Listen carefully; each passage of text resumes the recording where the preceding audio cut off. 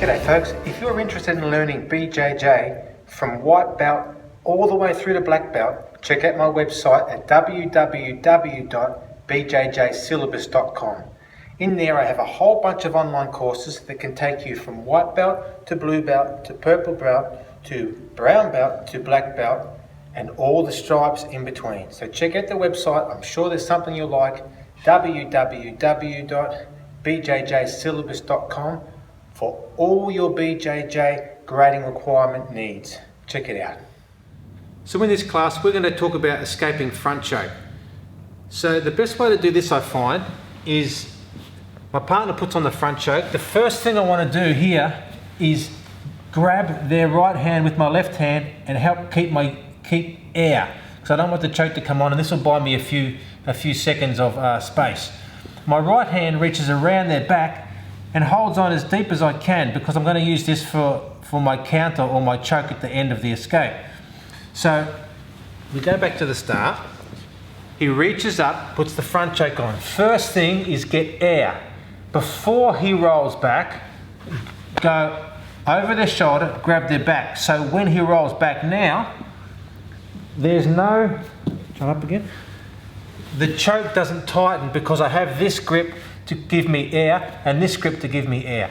Now as they roll back with my grips, I plant my left elbow, then my head, but just simply jump my feet through the guard. I want to do this before they've closed their legs. If they close their legs on the front choke, this escape is a lot harder to do, and it probably won't work because you need the legs open. That's why if I get my air and get the grips and he rolls back and closes his legs, okay, it's a whole different kettle of fish and we have to do a different escape. But for this escape, let's come this way a little bit. So he reaches up, get air with my left hand. Grab the shoulder, get air. As he rocks back, jump through and over. And our legs go to the side that our head is not. So our legs go to the free side. Now when we're here, I want to position my right shoulder into the left hand side of their neck, and I just put pressure on that, and I can put a choke on with my right shoulder. So it's an escape to front choke that ends in a submission. So again, he sits up, grabs left hand air, right hand shoulder. As he rocks back, jump my leg over the top, place my right shoulder in his neck and apply the pressure for the tap.